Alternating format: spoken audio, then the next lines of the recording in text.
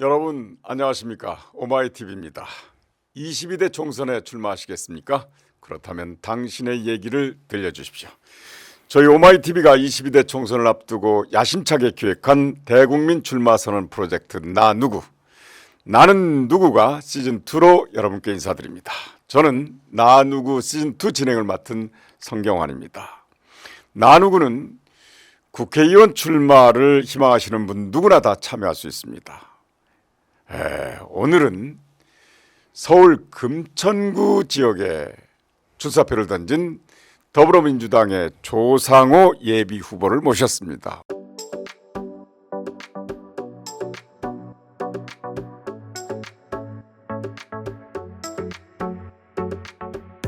어서 오십시오. 예, 안녕하십니까. 금천구 국회의원 예비후보 조상호, 민주당의 가장 날카로운 창 조상호입니다. 그러니까 네. 방송 패널로 많이 봤습니다. 아, 네. 네, 그래서 네. 익숙한 얼굴인데 네. 제가 이제 5분간 저의 질문에 답하시고 네. 그다음에 그 끝나면 10분간 홍보를 열심히 해주시면 됩니다. 네. 금천구는 네. 그 지역이 민주당이 유리한 지역이죠. 민주당에게 굉장히 많은 사랑을 보내주시는 지역. 네, 그래서 지금 경선을 앞두고 있지만 경선이 곧 본선이다. 네. 이렇게들 얘기하지 않습니까? 그런 평가들을 많이 내려주시는데요. 왜냐하면 특히 이번에 경선이 벌어지는 지역에서 그 경선 후보자로 신청한 그 지역의 신청 숫자가 가장 많은 지역이 7군인데 그 중에 한 군데가 금천구입니다. 치열했군요. 네, 그렇습니다. 내부적으로 치열하게 네. 그 공천관리위원회의 공관위원회의 심사 끝에 최종 두 후보로 압축이 된 겁니다. 그러니까 지금 경선 상대 후보는 현역 의원이시고 맞습니다. 최기상 의원. 네, 최기상 의원입니다. 이걸 넘어야 네, 국민의힘당 후보하고 겨루게 될 텐데 네네. 자신 있습니까?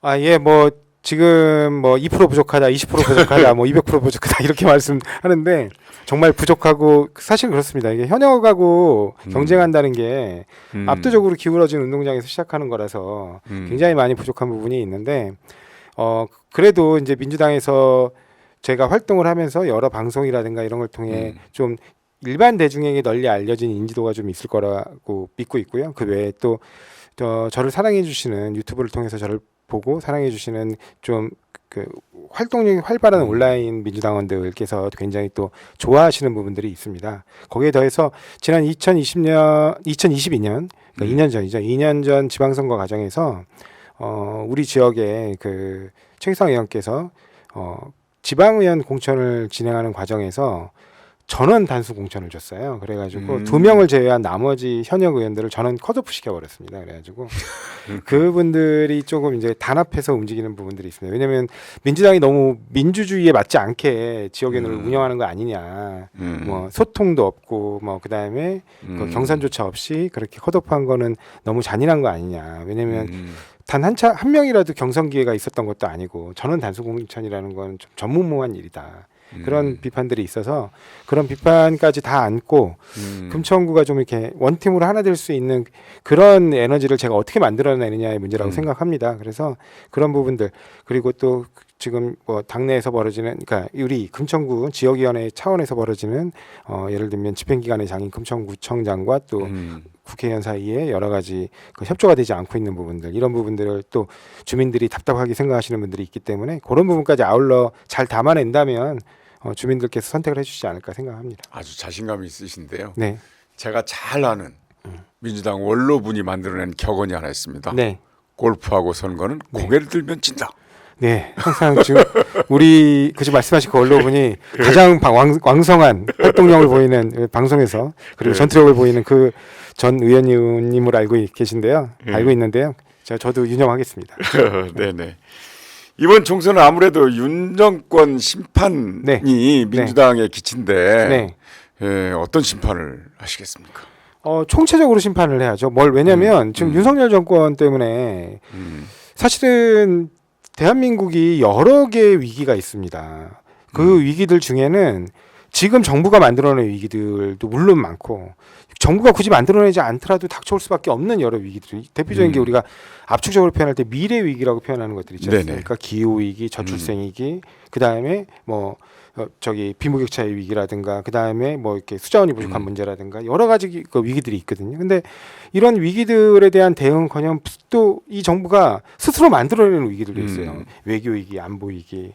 그런 위기들이 있어서 이런 위기들을 극복하기 위해서는 정말 여야 가릴 것 없이 합심해야 될 부분들이 있고 또 여야가 싸워야 될 부분들도 물론 있겠죠. 근데 윤석열 대통령께서는 그런 위기 대응에 대해서는 아무런 관심이 없는 것 같습니다. 이미 이태원 그 12구 참사 사건이 벌어진 이후에도 그 위기 대응도 못했지만 위기의 사후 처리도 못했잖아요. 근데 그거 말고도 계속해서 위기를 만들어내거나 방치하거나 이러면서 위기 대응을 보여주지 못하고 있기 때문에 그런 부분에 대해서 한번 국민들께서 제대로 심판을 하고 해줘야 된다. 그다음에 두 번째는 지금 검찰 가지고 너무 이른바 오로지 검찰권 행사에만 관심이 있는 것 같아요. 그래서 정적을 제거하고 그다음에 본인들의 비리는 덮고 이런 부분에만 너무 집중하시는 게 아닌가 그런 생각 때문에 한번 따끔한 해초리로 국민들의 삶을 돌아보라고 한번 국민들께서 외쳐주실 필요가 있다고 생각합니다.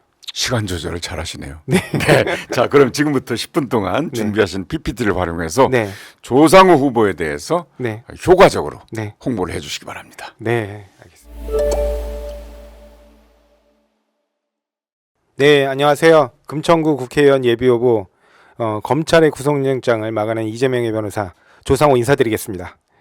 예, 저는 더불어민주당 법률위 부위원장을 맡아서 지금까지 당에서 벌어졌던 여러 가지 법률적 현안들, 특히 이 정부가 검찰권을 남용해서 야당을 탄압하고 야당 인사를 탄압하고 정적을 제거하는 데만 골몰하면서 벌이는 그런 무도한 검찰권 행사에서 그 최전방에 서서 민주당의 방패로서 그다음 민주주의의 방패로서 역할을 해왔습니다. 그리고 그 이후엔 또 본인이 그 정적을 제거하는데 골몰할 뿐만 아니라 본인들의 비리가 넘쳐나고 있지 않습니까? 이른바 본부장 의혹이라고 불리는 여러 의혹들, 그 다음에 특히 여사를 중심으로 벌어지는 명품백, 그 다음에 도이치모터스 주가 조작 사건, 양평땅 고속도로 특혜 의혹, 그 외에 장모님과 관련돼서 벌어졌던 여러 가지 그 사기, 그 다음에 문서 위조, 이런 사건들에 대해서 제대로 된 수사가 이루어졌느냐, 덮기에만 급급했던 거 아닌가, 그리고 그 부분을 국가 권력을 동원해서 남용해서 마치 그 본부장, 그러니까 대통령과 대통령 일가의 비리의 변호인처럼 활용한 거 아닌가라는 의혹에 대해서 제가 앞장서서 대선에서부터 지금에 이르기까지 윤석열 정부의 부패를 공격하는 가장 날카로운 창으로 활동해왔습니다.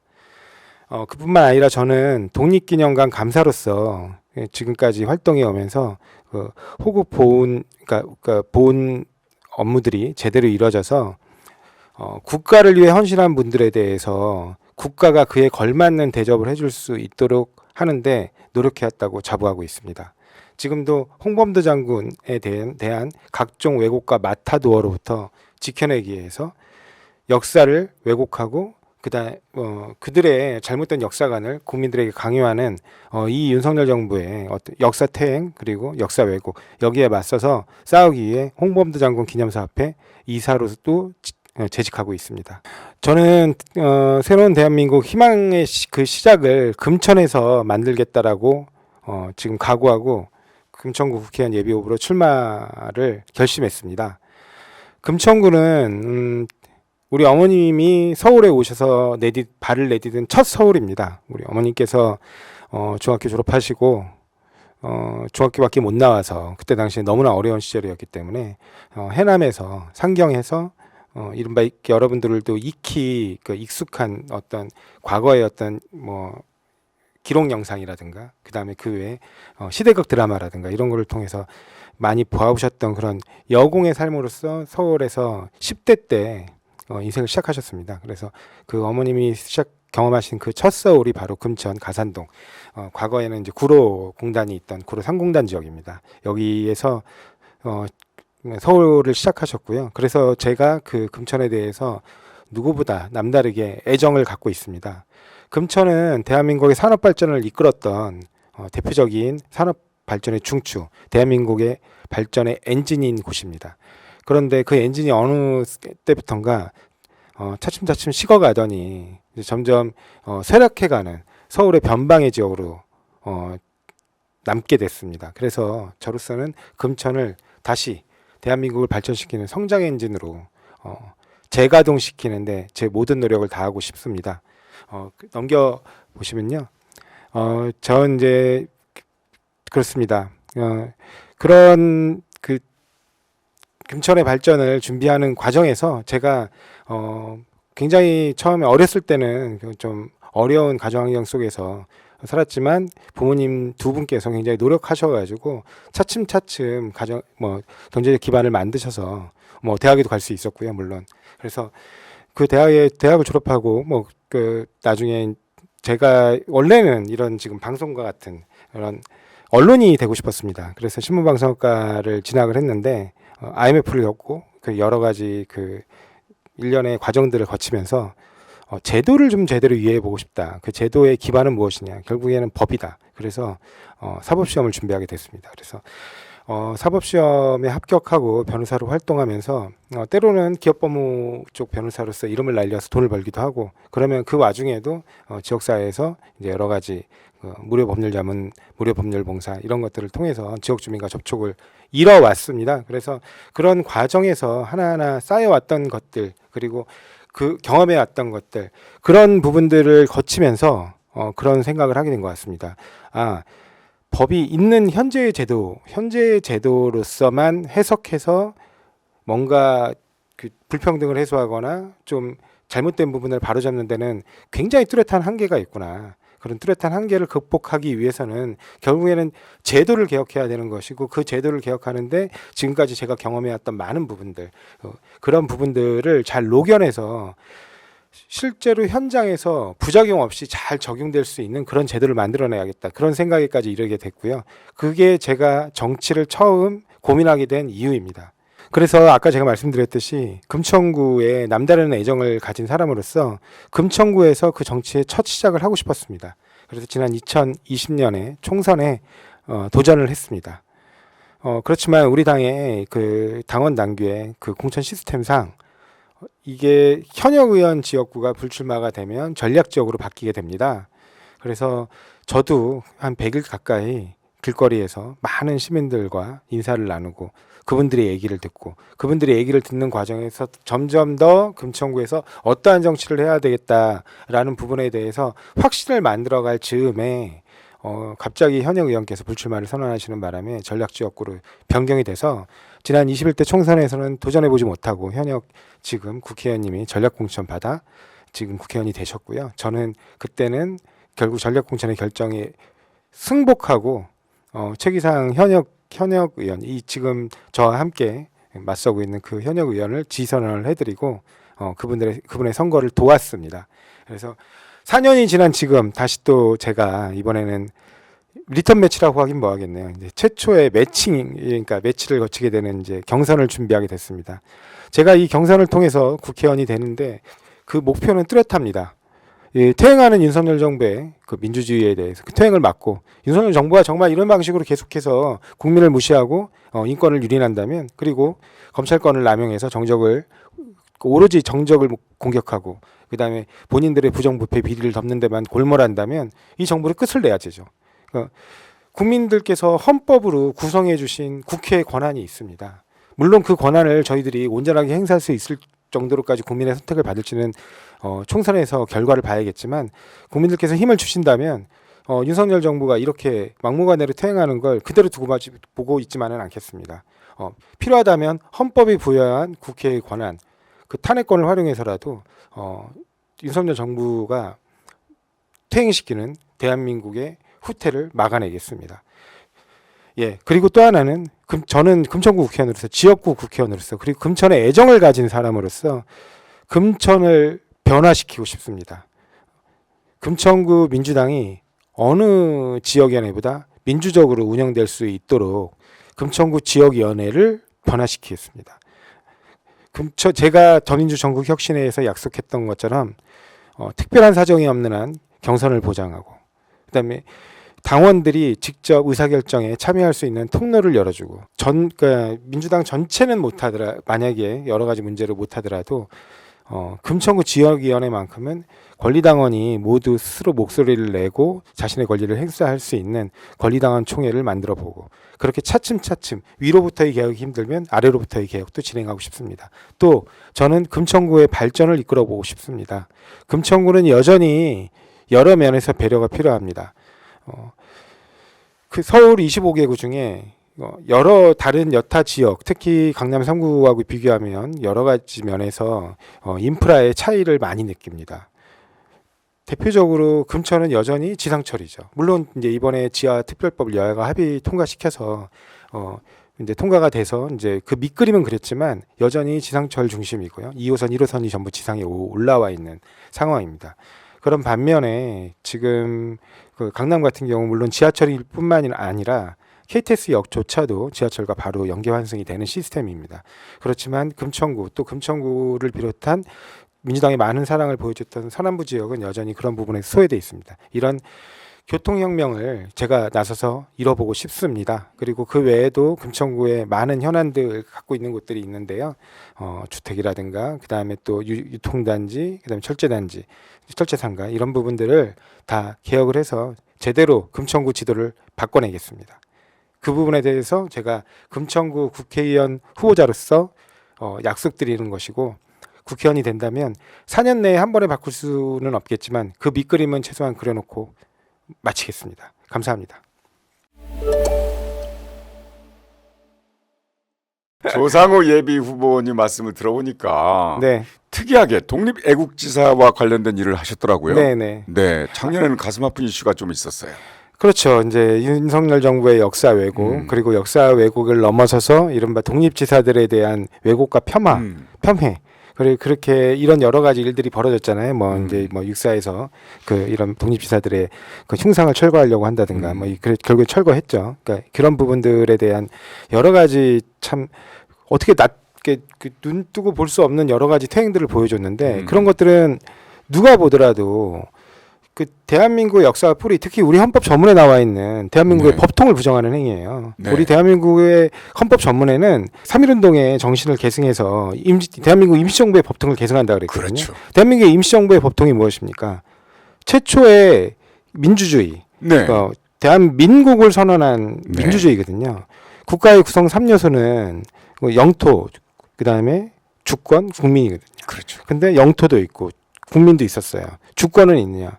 임시정부를 통해서 주권 의지를 단 한 번도 잃지 않고 보여줬다는 거죠. 그렇습니다. 그런데 어떻게 대한민국의 법통, 대한민국의 정부를 부정하고 대한민국의 그다음에 국가를 부정하고 어떻게 이 국가의 탄생 시기를 이른바 45년 이후로 잡아가지고 얘기할 수 있느냐는 겁니다. 그러면서 과거에 그 대한민국의 주권을 아주 강력하게 지켜왔던 분들의 역사적 어떤 성과들을 전부 부정하는 그런 거에 분노했기 때문에 그런 활동에 좀 집중을 했습니다. 미스터 선샤인 드라마 보셨습니까? 아, 예, 봤습니다. 그거 안 본 대한민국 국민 있나요? 있는가 봐요. 그런가요? 네. 네. 아니 이승만 대통령을 또 이렇게 강조하면 4.19를 부정한 거잖아요. 아니 그렇죠. 거기에는 또 4.19 민주 이념을 계승한다고 그렇습니다. 또 대한민국 헌법 전문에 네. 나와 있습니다. 네. 국회에 입성하시면 네. 어느 상임위원회에서 어떤 입법 활동을 하고 싶은가요? 예, 일단은 저는 법사위에서 뭐 제가 뭐 여러 차례에서 소개할 때도 뭐 민주당의 가장 날카로운 창 이렇게 표현해 드리는데요. 법사위에서 이 윤석열 정부가 보여주고 있는 검찰권 남용을 통한 법치주의의 퇴행을 일단 막아야 된다. 네네. 그리고 저는 문재인 정부 때 여러 가지 이른바 검찰개혁이라는 이름으로 진행했던 몇 가지 개혁 조치들이 있습니다. 그 개혁 조치 중에 실제로 이 형사사법이 작동하는 현실적인 부분과 맞지 않아 충돌했던 부분들을 좀 바로잡고 싶고, 그리고 가장 중요한 검찰 제도의 본질로 다시 돌아가게 하고 싶어요. 네네. 그러니까 검찰 제도가 없어질 게 아니라 원래 검찰이 왜 필요했고 무슨 이유 때문에 섰는가? 민주주의, 그러니까 인권을 옹호하기 위해서 국가 폭력이라는 가장 강력한 수단을 사용하는, 인권 침해 수단을 사용하는 그 현장에서 이 법률가로 하여금 현장에서 즉시 대응하면서 인권을 보호하도록 만들어낸 게 검사 제도인데, 검사가 수사관인 것처럼 행동하고 있다는 거죠. 네. 그러니까 그런 부분들을 다시 과거의 검사 제도로, 이제 이른바 우리가 얘기하는 그 범죄와의 전쟁, 네. 노태우 정부 때 범죄와의 전쟁 이전의 시대, 수사관이 많지 않고 경찰의 수사 지휘에 집중했던 그 시대로 우리가 1987 영화에서 보면 나오는 최한 검사의 그 모습, 그렇죠. 네. 그렇잖아요. 경찰의 이 이른바 고문 수사를 적절하게 통제하는 검사가 통제하죠. 그런 법률가, 그런 검사로 돌려놓고 싶습니다. 법치주의의 완성, 네. 회복. 네, 그렇습니다. 네. 법치주의 회복입니다. 자, 2년 동안 야당 대표를 한 번도 안 만났어요. 네. 협치가 되겠습니까? 협치가 되겠는 게 아니라 협치를 할 생각이 1도 없는 것 같습니다. 제가 왜 그럴까 그런 생각도 해봤어요. 왜냐하면 대통령이 돼서 정권을 잡으면 내가 뭔가 이루고 싶은 강력한 정치적인 목적이 있잖아요. 네네. 이런 거를 통해서 국민민복을 좀 잘 해보겠다. 누가 대통령이 잘 안 해볼 생각으로 대통령 하신 분은 없다고 저는 믿었거든요. 지금까지는. 네. 자, 예, 그렇게 되면 국회 협조를 받아야 되는 거예요. 네. 마지막으로 하나. 네. 금천구의 가장 시급한 연안 딱 한 가지만. 그거는 지금 우리 공간을 개혁하고 구조를 바꿔내는 일입니다. 지금 금천구에는 여러 가지 낙후된 지역들이 있습니다. 예를 들면 금천구청 역사, 그리고 구주변, 그리고 철제상가, 유통상가 이런 부분들, 그다음에 그런 낙후된 지역들을 개발해내고, 그다음에 문화체육시설이 너무나 부족한 부분들이 있거든요. 그 문화체육시설을 적절한 복합시설을 좀 만들어내서 뭐 예를 들면 우수 펌프장이라든가 이런 걸 통해 만들어내서 그런 걸 좀 확보해 놓는 게 목표입니다. 네. 말씀 잘 들었습니다. 시간이 부족하죠? 네. 자, 이 시간에는 서울 금천구 지역구를 두신 네. 더불어민주당의 조상호 예비 후보를 소개해드렸습니다. 감사합니다. 예, 감사합니다. 네. 자, 오마이TV 총선기획 나 누구는 22대 국회의원 출마를 희망하는 대한민국 국민이면 누구나 다 신청이 가능합니다. 출연을 원하신다면 지금 화면 하단 자막으로 지금 소개가 되고 있죠. 메일 오마이 나 누구 @네이버.com으로 신청을 하시면 됩니다. 자, 22대 총선에 출마하시겠습니까? 그렇다면 당신의 이야기를 들려주십시오. 오마이TV의 대국민 출마 선언 프로젝트 나 누구는 총선 때까지 계속됩니다. 여러분 감사합니다.